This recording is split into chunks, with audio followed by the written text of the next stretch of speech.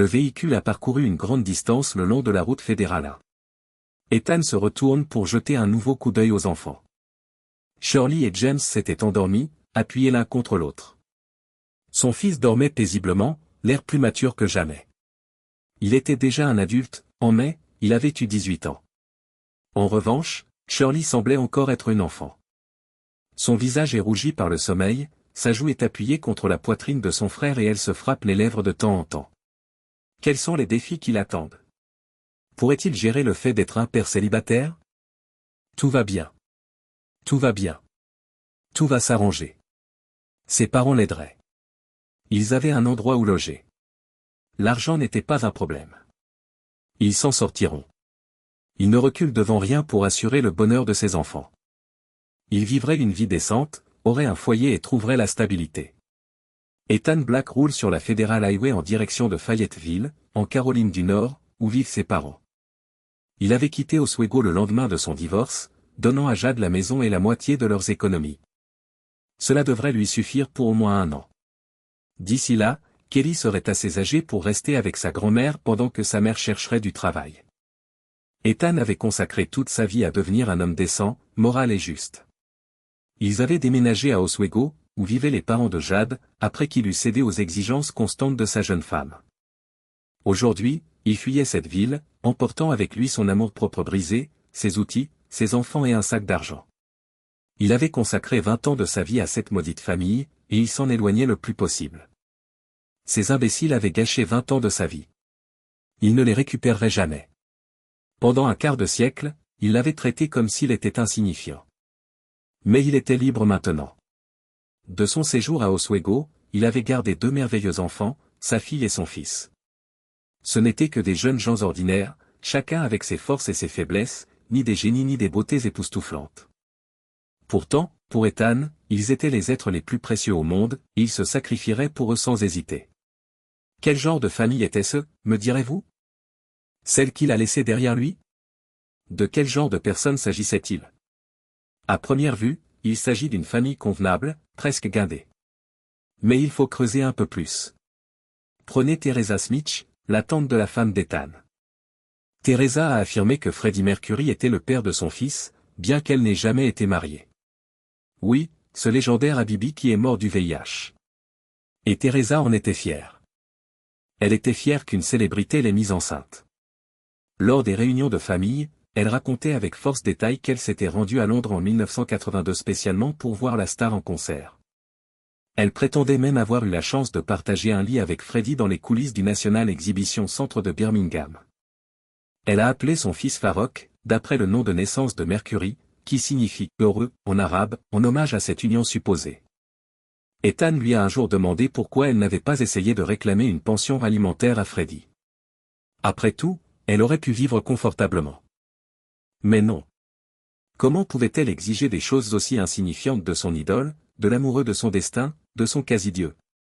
C'était tout à fait logique, n'est-ce pas? Sauf pour une chose, son fils ne ressemblait pas à Mercure, un homme d'origine arabe. Farika ressemblait davantage à l'acteur mexicain Luis Guzmán en ce qui concerne les traits du visage. Ses petits yeux frappants ne prouvaient pas vraiment qu'il avait un lien de parenté avec le grand Freddie. Il est plus probable que Teresa ait concocté cette histoire élaborée pour rehausser son ego après être tombée enceinte d'un Mexicain quelconque. Pourtant, elle se tenait en haute estime et méprisait tous ceux qui l'entouraient. Jade, sa femme, était tout aussi obsédée par Mercury. Ethan l'avait emmenée à un concert de Queen en Angleterre avant même leur mariage. C'était en 1986. C'était en juillet. Les billets pour le stade de Wembley étaient bon marché, ne coûtant que 21 $ chacun. Mais le vol aller-retour d'Ethan pour Londres lui avait coûté la somme astronomique de 3200 $. Écrasés de toutes parts, ils se tiennent au milieu d'une foule en délire. Jade se sent mal et devient soudain pâle. Ethan lui dit de s'accrocher à lui par derrière, tandis qu'il se ferait un chemin à travers la foule vers la sortie. Il se déplaçait ainsi, connecté, coupant à travers la mer de fans fous qui sautaient et criaient. De temps en temps, Ethan s'arrêtait, regardait sa fiancée et lui demandait « Jade, comment vas-tu » Elle hochait faiblement la tête et il continuait. Une fois dehors, ils s'asseyaient sur un banc pour reprendre leur souffle avant d'embarquer pour le premier vol de retour. Lorsqu'ils ont évoqué le voyage plus tard, Jade Carré a raconté l'expérience à son fiancé. Ça ne m'a pas plu, a-t-elle déclaré. Il n'arrêtait pas de pousser le micro dans le public, mais pourquoi? Je suis venu pour l'écouter, pas pour écouter ces imbéciles en état d'ébriété. Si j'avais voulu entendre des amateurs, j'aurais invité nos voisins immigrés russes. Oui, poursuit-elle. Ils auraient hurlé leurs interminables chansons de mort et d'amour toute la nuit après que j'ai posé 3 bouteilles de vodka sur la table et ajouté un bol de salade de betterave. Elle l'a ensuite pris dans ses bras. Je suis désolé, Ethan. Ton argent a été gaspillé. Il se contente de sourire. Ethan aurait fait n'importe quoi pour cette fille parce qu'il l'aimait. Ils se sont mariés en 1988. James et Shirley sont nés respectivement en 1990 et 1992. Bien qu'Ethan soit titulaire d'un diplôme d'ingénieur en mécanique du Massachusetts Institute of Technology, il travaille comme mécanicien de base dans un atelier de réparation automobile. On peut supposer que ses parents étaient riches. Que faisait donc un ingénieur diplômé d'une maîtrise dans un atelier de réparation automobile isolé? Étonnamment, il voulait y être. La vérité, c'est qu'Ethan avait une connaissance approfondie des véhicules. Il pouvait identifier le problème spécifique d'une machine avec la précision d'une mère détectant la maladie de son enfant. C'était un talent qu'il possédait, et il ne s'en plaignait jamais. Comme il gagnait bien sa vie, le travail ne lui pesait pas. Avec des revenus corrects, il n'y a pas besoin d'être évasif. D'ailleurs, sans les petites facéties de Jade, l'esprit d'Ethan aurait pu dériver vers les douloureux événements qui ont brisé sa famille. Son beau-frère, Farrokh, avait toujours aspiré à suivre les traces de son père et à devenir un musicien célèbre. Mais il n'avait ni le talent ni la voix. Aucune ambition ne pouvait compenser sa voix de chèvre bêlante et son sens de la justesse à peine suffisant, qui étaient plus des handicaps que des atouts. Avec un groupe d'inconnus, il a formé un groupe de garage. Désireux de créer quelque chose à partir de rien, il gratte maladroitement des guitares, tâtonne avec leurs instruments et tripote un synthétiseur tout en essayant de chanter. Le son était épouvantable, mais sa mère était ravie. Farrokh lui-même rabaissait tout le monde. Parfois, Ethan avait presque pitié de lui. Il se doutait que Farrokh deviendrait d'une profonde déception, à la fois pour lui-même et pour ceux qui l'entouraient. Et c'est exactement ce qui se produisit. Alors que la voiture approchait de Richmond, la sirène d'une patrouille routière se fit entendre. Ethan se gara, baissa la vitre et s'arrêta prudemment sur le bas-côté. Un officier musclé et costaud en uniforme se pencha près de la fenêtre. Ethan porta un doigt à ses lèvres et fit un geste vers les enfants endormis à l'arrière. Le policier a hoché la tête d'un air compatissant et a murmuré « Chut !» Alors qu'Ethan cherche sa carte d'identité sur le tableau de bord, le policier fait un signe de la main et secoue la tête. « Allez-y, continuez. » Il est probable que le policier ait été intrigué par une voiture de 250 chevaux se déplaçant si lentement et prudemment sur l'autoroute. Elle était censée accélérer. Les enfants sont restés endormis. Ethan se replongea dans ses pensées, se rappelant ce qui l'avait préoccupé quelques instants plus tôt. En effet, au cours de l'été 77, la première prestation du groupe amateur lors d'un festival d'ensemble de jeunes avait été un véritable désastre. Ils avaient été littéralement hués à leur sortie de scène. Le jeune Farrokh avait alors interprété ce bref échec comme l'effondrement de toute sa vie. Plutôt que d'apprendre les bases de la théorie musicale et de l'harmonie, il a dramatiquement tenté de se suicider, mettant sa chute sur le compte de l'ignorance supposée du public en matière de musique. Jade s'est précipitée au secours de son neveu après que Teresa, en larmes, a convoqué tous les membres de leur famille. Leurs enfants adolescents ont été confiés à son mari. Carlos Carré, le patron d'Ethan et le frère de son beau-père, lui accorde à contre-ségur une semaine de congé, mais insiste pour qu'il fasse des heures supplémentaires afin de rattraper le temps perdu. Ethan n'a pas eu d'autre choix que d'accepter. En effet, il travaille dans un atelier de réparation appartenant à Carlos, le frère de Richard Carré, le père de sa femme. Carlos est un sacré numéro, c'est le moins que l'on puisse dire. Il prenait souvent des raccourcis, utilisait des pièces de mauvaise qualité, lésinait sur l'équipement et sous-payait son personnel. Lorsqu'Ethan s'est installé à Oswego et a commencé à travailler chez Carré Remodeling, l'entreprise parvenait à peine à se maintenir à flot. Pourtant, Ethan y voit un potentiel et une opportunité. Il a retroussé ses manches et s'est mis au travail. Son plus grand défi, cependant, est l'incompétence flagrante de son employeur. Carlos se comportait comme s'il faisait une énorme faveur à Ethan en le payant bien, convaincu qu'il était d'être généreux. Oui, il avait donné un travail à Ethan. Mais soyons clairs, Ethan n'était pas un mécanicien de quartier ou un bricoleur autodidacte. Il était titulaire d'une maîtrise, pour l'amour du ciel. Dès qu'il est entré dans l'entreprise de réparation, il a évalué l'état des machines, le niveau d'expertise des employés, ce qui est peut-être le plus important, les compétences supposées de Carlos en matière de gestion et de propriété. Au cours des 6 années suivantes, l'atelier a prospéré sous l'influence d'Ethan. Il s'est transformé en une entreprise légitime, s'est agrandi et a diversifié ses services. Au cours des 5 premières années seulement, Ethan Black s'est forgé une excellente réputation de technicien de premier plan à Oswego. Certains l'ont même surnommé le « magicien de la mécanique ». Lorsque Carlos a refusé de faire les investissements nécessaires, Ethan a commencé à acheter ses propres outils et équipements, conscient de la frugalité de son patron. Mais il n'était pas insouciant, il conservait méticuleusement chaque reçu comme preuve d'achat. Tous les outils qu'il a achetés, il les stockait en toute sécurité dans sa camionnette Ford Transit conçue sur mesure. Parmi ces outils, il y avait des instruments de haute précision qui lui permettaient d'identifier avec exactitude la qualité des métaux, ce qui lui permettait de ne travailler qu'avec des pièces de première qualité. Pendant ce temps, Carlos, toujours soucieux de réduire les coûts, optait souvent pour des pièces de qualité inférieure qui ne répondaient pas aux normes en vigueur. Et ce n'était là qu'un problème parmi d'autres.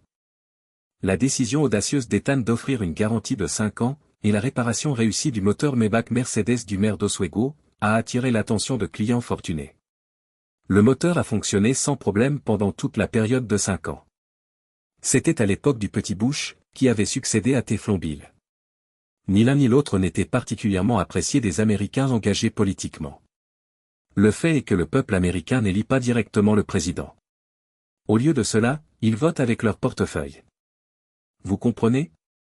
Pensez Y. Clinton était un homme peu doué pour l'économie, alors pourquoi le public devrait-il le financer? Ou Bush, qui a injecté plus d'argent dans 2 guerres que les budgets combinés de 100 comtés d'Oswego? Pourquoi? Posez-vous la question. C'est pourquoi l'évasion fiscale était considérée comme une forme de protestation à l'époque. Et c'est pourquoi Ethan a reçu une grande partie de ses bénéfices en espèces, des pourboires effectivement intraçables qu'il n'avait pas l'intention de déclarer. Au fil des ans, Carlos a dû se rendre compte qu'il ne versait à son parent qu'un 10e des gains réels d'Ethan. Le reste? Empoché par Black. Ethan partageait même secrètement une petite part avec 3 employés du magasin. Pourtant, tout le monde était satisfait. L'entreprise générait bien plus de revenus qu'avant l'arrivée d'Ethan. Ce dernier ne se vantait pas de son brio, mais cela lui faisait mal d'être sous-évalué. Mais que pouvait-il faire? Renvoyer son neveu bien-aimé? Laisser l'entreprise retomber dans l'oubli? D'après les calculs d'Ethan, il a gagné 350 000 $ rien qu'en février, dont 46 000 $ seulement provenaient des paiements officiels de Carlos. Ethan n'a donc pas lésiné sur les moyens pour subvenir aux besoins de sa femme, de ses enfants et de lui-même. Cependant, il gardait l'essentiel de ses économies cachées dans un coffre-fort souterrain secret dans son garage, connaissant parfaitement les risques liés à son mode de vie. Son plan était simple, une fois qu'il aurait économisé 2 millions de $, il déménagerait dans sa ville natale et prendrait un nouveau départ. C'est là qu'Ethan est né. Par rapport aux États du Nord, la Caroline du Nord offre un climat plus doux, un rythme plus tranquille et des coûts moins élevés. Ses objectifs étaient clairs, créer sa propre entreprise, économiser 2 millions de $ et acheter une maison spacieuse à Fayetteville pour sa famille. Mais le concept de « vraie famille » lui échappe. Oui, Monsieur Black s'est mis à penser à sa femme une fois de plus. Une semaine plus tard, elle est rentrée chez elle, tout à fait satisfaite. Son jeune frère, après une opération de sauvetage réussie, a abandonné ses pensées suicidaires et s'est inscrit au New York State College, avec une spécialisation en littérature et en langue. La famille s'était engagée à couvrir ses frais de scolarité, et Ethan y a contribué de manière significative, finançant essentiellement sa première année. Puis, à la mi-août, environ un mois plus tard, Jade a annoncé sa grossesse. Tout le monde était aux anges. L'arrivée d'un 3e enfant ne menaçait en rien la stabilité financière de la famille Black.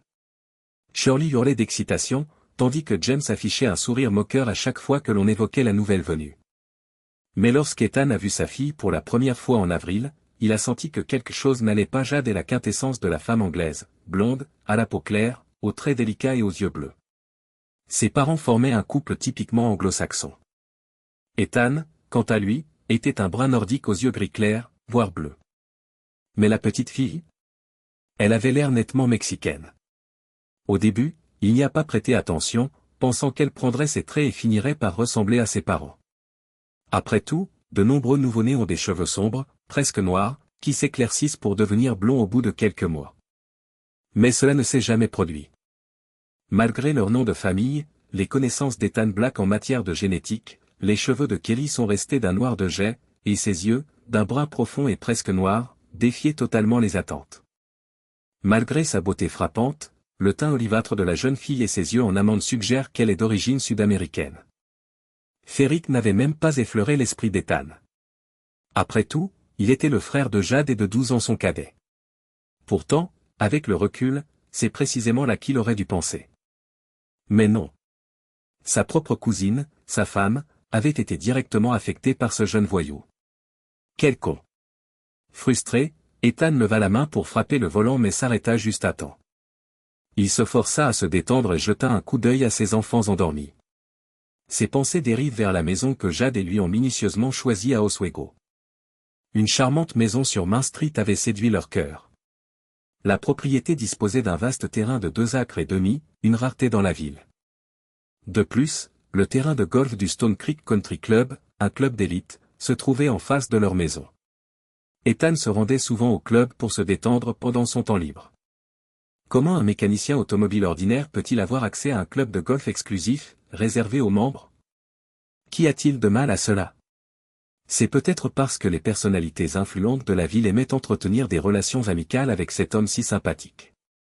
Ou peut-être est-ce parce que tous leurs véhicules haut de gamme sont passés entre les mains d'Ethan et qu'ils ont toujours fonctionné parfaitement.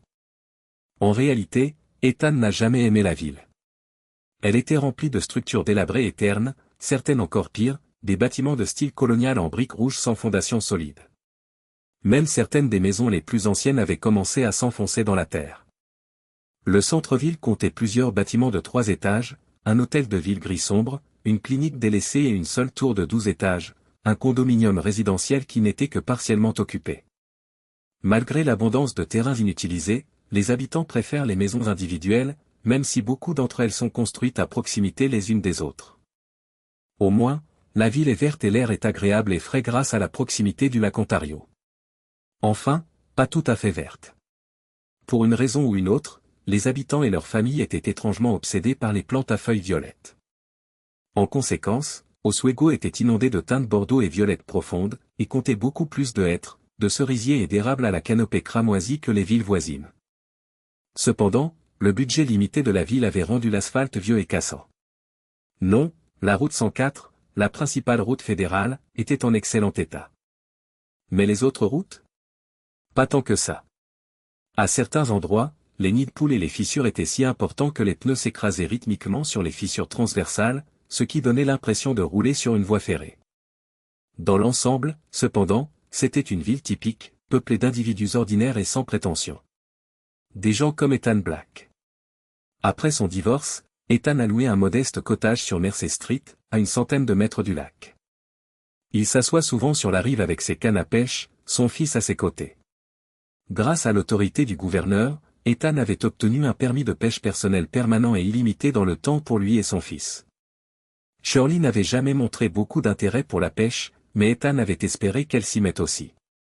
Lorsque la famille a appris le divorce, tout le clan primitif et convenable s'est rassemblé, apparaissant comme des aristocrates personnellement offensés. Comme un jury prêt à rendre son verdict, ils se sont installés dans le salon et ont entouré Ethan. Richard Carey, le patriarche de la famille, est le premier à prendre la parole.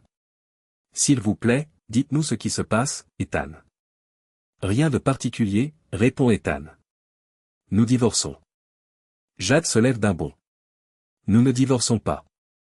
Je refuse de divorcer. » « Pourquoi ?» demande Ethan. Elle marqua une pause, cherchant une excuse convaincante. « Parce que je te chéris. Mais je ne t'aime plus. Comment pouvons-nous coexister si votre conjoint ne vous aime pas? Cela n'a pas d'importance. Nous serons heureux quand tu m'aimeras à nouveau. » Dans l'État de New York, le divorce n'était accordé que pour des raisons juridiques spécifiques avant février 2010, pas de différences irréconciliables. Bien sûr, la honte de Jade était la raison même pour laquelle elle ne voulait pas divorcer. Elle savait que son adultère finirait par être exposé au tribunal et rendu public. Son père reprend la parole. Attends, Jade. Bébé, attends. Il se tourne vers Ethan.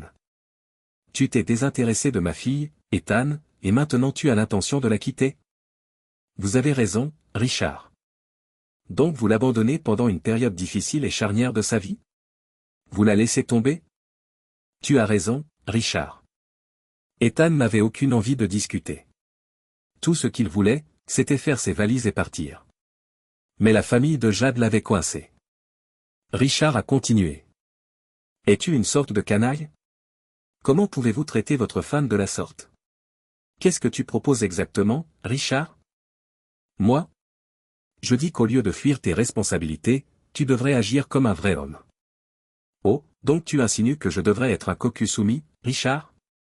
Je ne considère pas cela comme un vrai homme. La seule personne sensée dans tout ce groupe était ma désormais ex-belle-mère. Ethan, je pense que tu dois trouver une solution raisonnable à cette situation difficile. Vas-y, Bonnie. Je t'écoute. Qu'est-ce que tu suggères? Je veux partir et vivre une vie paisible. Jade se lève d'un bond. Comment? Comment pouvez-vous avoir une vie paisible alors que votre femme souffre? Comment 19 ans d'un beau mariage peuvent-ils être effacés si rapidement? Attendez une minute. Ethan tente de s'interposer. Pourquoi agissez-vous tout comme si j'étais le seul à blâmer? Comme si j'étais l'infidèle. Vous n'arrêtez jamais de parler. Tu dois. Tu dois. Mais qu'en est-il de moi? Personne ne me doit rien. Pourquoi personne ne me demande ce que je ressens? Pourquoi personne ne se préoccupe de ce que je devrais faire ensuite? Jade roucoule doucement, crois-moi, Ethan, je me préoccupe beaucoup de ton avenir. Je ne reculerai devant rien pour assurer ton bonheur. Je ferai n'importe quoi. Black resta assis en silence, plongé dans ses pensées. Tout le monde l'observait attentivement, attendant ses prochaines paroles. Jade, écoute. Je ne peux pas être heureux tant que cet enfant misérable me rappellera constamment ta trahison. Chaque fois que je regarderai ce bébé, je me souviendrai de ce que tu as fait, de ta trahison trompeuse et dégoûtante. Et soyons honnêtes, cet enfant prendra tout ton temps, ajouta Ethan. Mais je veux tout ton temps. Jade insista, j'aurai du temps pour toi. Tu n'auras pas à t'en inquiéter. Je ne veux pas partager. Je veux tout. Tout? Tu comprends? Non, je ne comprends pas. Que demandez-vous exactement? Je vais vous l'expliquer. Débarrassez-vous du gamin. La salle se tait. Le choc laisse les bouches béantes. La mère de Jade est la première à se ressaisir. Tu ne peux pas exiger cela, Ethan. Tu n'as pas de cœur? Dieu nous en préserve. Je ne suggère pas que nous fassions du mal à l'enfant, intervint Black en levant les mains. Il y a des milliers de familles à travers le pays qui seraient ravies d'adopter, ou, plus exactement, d'accueillir, un enfant de ce calibre. Par exemple, Teresa. Elle serait ravie d'élever son petit enfant. Teresa, qui était restée silencieuse pendant tout ce temps et s'était fermement opposée à Ethan, a finalement pris la parole, visiblement agitée.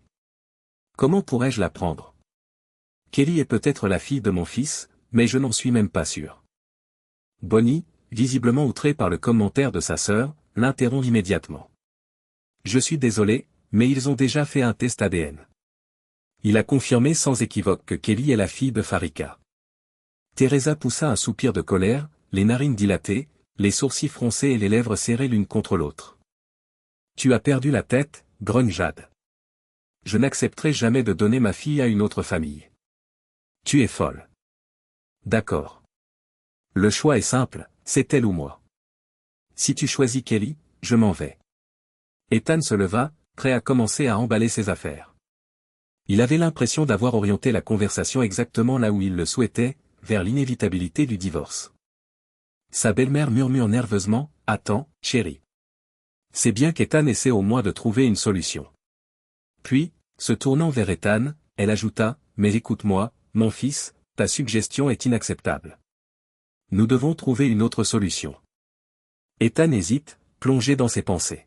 « Alors, l'enfant reste dans ma famille? C'est ce que vous dites? » Tout le monde acquiesce. « Alors, comment comptez-vous compenser le préjudice émotionnel que votre infidélité m'a causé? » Sa franchise fait grimacer tout le monde. Jade joue carte sur table. Je serai tout à toi. Quand? Dès que je le pourrai. Attends, Jade. Et si Kelly se met à pleurer pendant qu'on est au lit? Et alors? Silence. Bonnie tente à nouveau de sauver la conversation. C'est un bébé, Ethan. Bien sûr qu'elle aura besoin de soins. Donc tu dis que je n'aurai pas vraiment tout de toi, comme tu l'as promis? Que ma vie sexuelle sera ruinée? En d'autres termes, tu mens. Oh non, Ethan. Jade recula d'un bond. Dis-moi ce que tu veux, s'il te plaît. Mais ne parle pas de divorce. Ethan a vu une lueur d'espoir dans les yeux de Jade, mais il n'y a pas cru une seconde. Même si elle prétendait l'aimer, il en savait plus que lui. Non, elle était juste effrayée, terrifiée à l'idée de se retrouver seule avec un bébé, sans le sou, sa réputation en lambeaux, et sans aucune issue. Mais elle aurait dû y penser plus tôt. Elle avait 41 ans. Il était temps pour elle de grandir et d'assumer la responsabilité de ses propres actes. S'il était honnête avec lui-même, Blake était repoussé par l'idée du divorce. Jade lui était devenue si familière, sa chaleur, sa douceur, son corps. Mais Ethan se débarrassa rapidement de cette idée. C'en est trop. Il était temps de lâcher prise. Qu'est-ce que c'est que cette pitoyable absurdité? Il décida d'exposer la dure vérité à toutes les personnes présentes.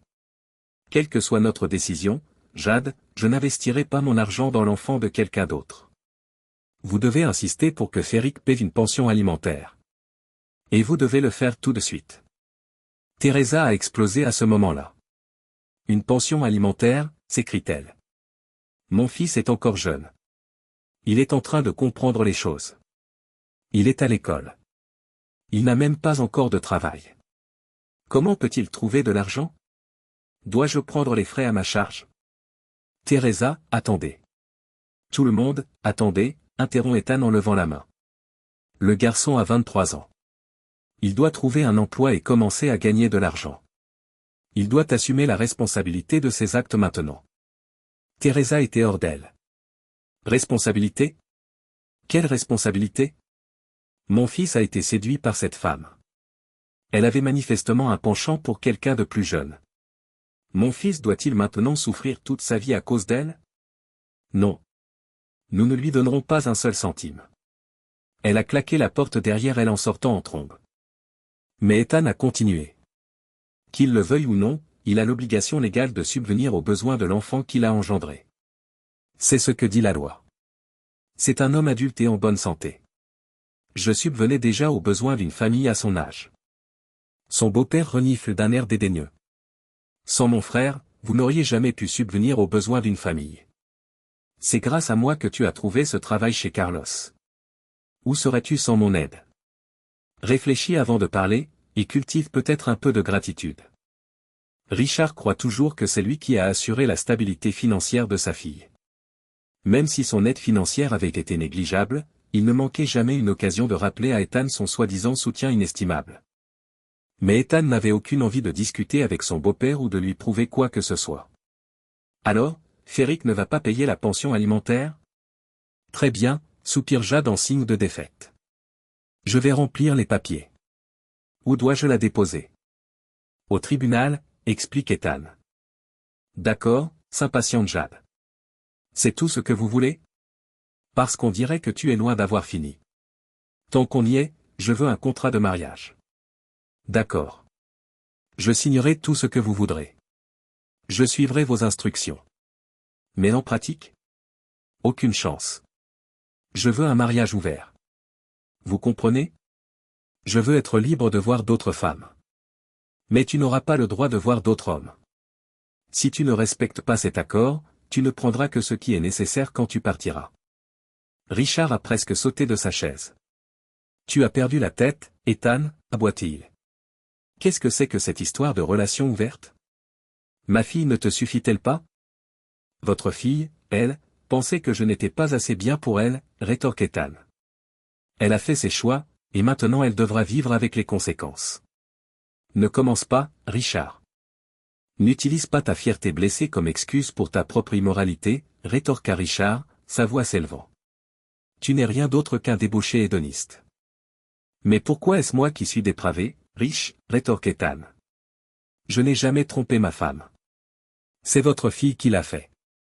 Il se tourna vers Jade. Il se tourna vers Jade. Ce n'est que temporaire. Jusqu'à ce que je me remette sur pied et que je puisse à nouveau répondre à tes besoins. Non, dit Jade avec fermeté. Je veux que nous passions le reste de notre vie ensemble. Donc tu dis que pendant que je reste à la maison, tu peux coucher avec qui tu veux, demanda Ethan, le ton glacial. Exactement, répondit Jade. Tu auras un bébé dont tu devras t'occuper, donc tu n'auras pas le temps de coucher avec n'importe qui.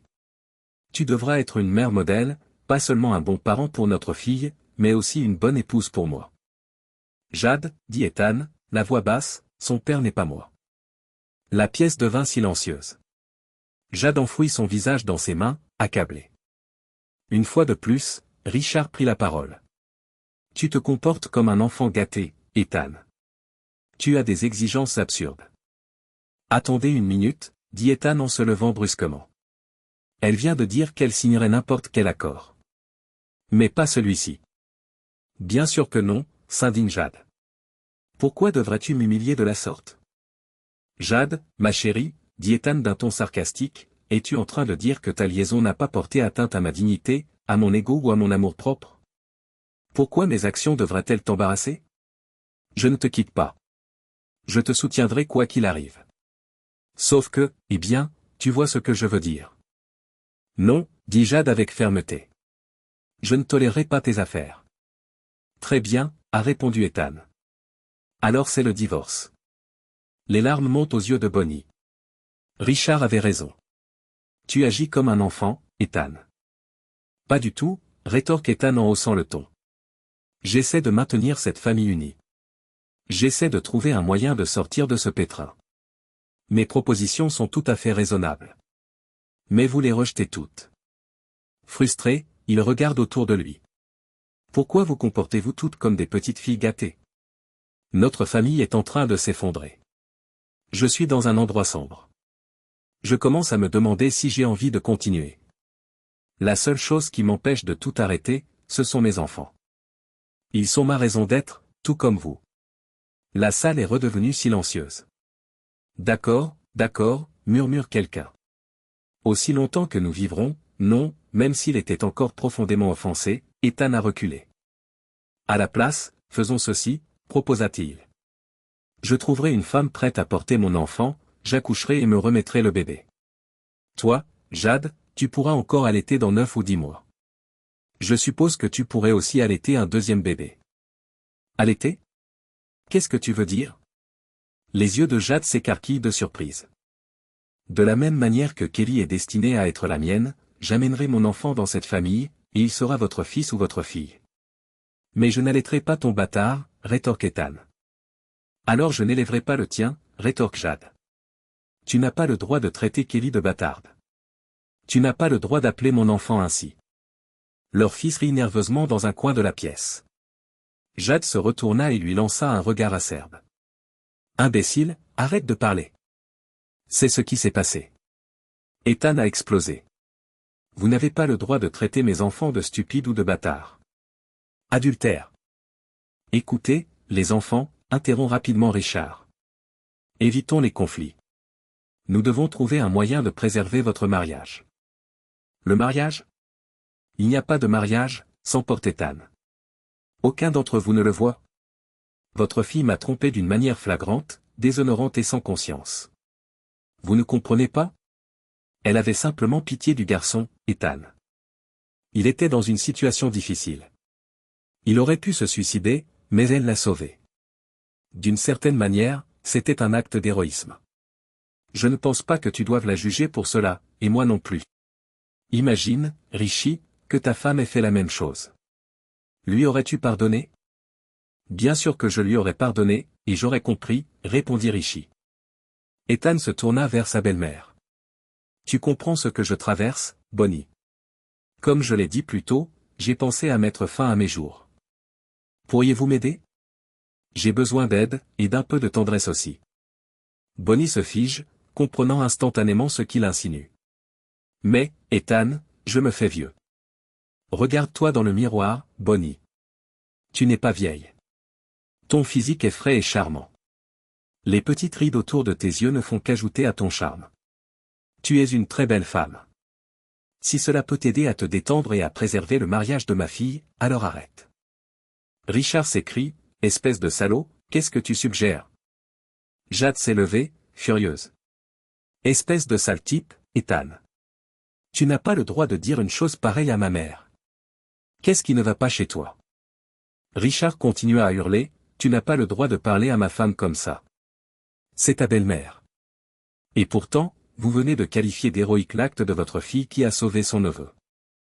Ethan l'interrompt, non, c'est son neveu qu'elle a sauvé. Mais vous êtes son gendre. Et ce que tu suggères est absolument répugnant. Richie, tu viens littéralement de dire que tu comprendrais et que tu pardonnerais, poursuivit Ethan, profitant du silence. De plus, il est tout à fait dégoûtant pour Jade d'avoir une liaison avec son propre cousin germain, et pire encore, de porter son enfant. Mais avec Bonnie? Je suis un parfait inconnu, un homme qui a désespérément besoin d'aide. Il est temps pour moi de quitter cette maison. Richard se lève d'un bond. Eh bien, Bonnie, nous partons. Tu me déçois profondément. Reste, dit froidement Black. Rich, je m'en vais déjà. Dieu sait que j'ai fait de mon mieux. J'étais prêt à tout pour sauver mon mariage. Mais vous êtes tout aussi têtu que des mules. Attendez, mon père. Je viens avec vous, dit Jack en se levant. Shirley pourrait vouloir partir aussi, nous devrions lui demander. Elle m'a dit que c'était difficile ici. Maman ne lui laisse jamais le temps d'étudier pour ses examens. De quoi tu parles, intervient quelqu'un. Maman demande toujours à Shirley de l'aider avec le bébé, cuisiner, laver les couches, tout. Je comprends, a répondu James. Elle a juste l'habitude. C'est moi qui faisais tout ça quand vous étiez bébé. Ethan soupire. Ethan soupire. Demande-lui. Pour l'instant, nous resterons dans la maison de location. Il y a plus de place qu'il n'en faut. Je ne peux pas vous laisser emmener mes enfants. Jade objecte, Jade a déjà 16 ans. Elle est libre de décider où elle veut vivre. N'essayez pas de la forcer à rester. Si vous le faites, je vous poursuivrai en justice. Ethan reste silencieux. À quoi bon? Il avait passé toute la journée à faire semblant de se battre pour son mariage, à essayer de prouver ce qu'il avançait. Mais il n'y avait plus d'espoir pour aucun d'entre eux. 6 mois plus tard, le divorce a été prononcé. L'audience sur le litige de paternité a eu lieu en premier. Le tribunal a estimé que tout était simple et qu'il n'y avait donc pas de surprise. Le juge les a obligés à suivre une thérapie conjugale pendant la procédure de divorce. Toutefois, après une seule séance, le thérapeute a conclu que la réconciliation était impossible. Ethan a été condamné à verser à Jade une pension alimentaire à vie, équivalente à 5% de ses revenus. 2 facteurs ont contribué à cette somme modeste. Tout d'abord, Black avait transféré la pleine propriété de la maison à son ex-femme, la laissant entièrement payée et libre de toute dette. D'autre part, les 2 enfants ont choisi de vivre avec leur père, qui prend également en charge toutes leurs dépenses. Formaliste, bon sang, a marmonné Ethan sous sa respiration. Il avait déjà pris la résolution de dépenser jusqu'au dernier centime pour ses enfants. Heureusement, il était fortuné et, surtout, il savait gérer sa fortune. Black n'a pas pris la peine de tenir sa famille au courant. Avant même que le divorce ne soit prononcé, Ethan a reçu un appel de son père lui annonçant une nouvelle inattendue. Grâce à ses économies, Ethan était tombé sur un atelier de réparation automobile à vendre à Fayetteville.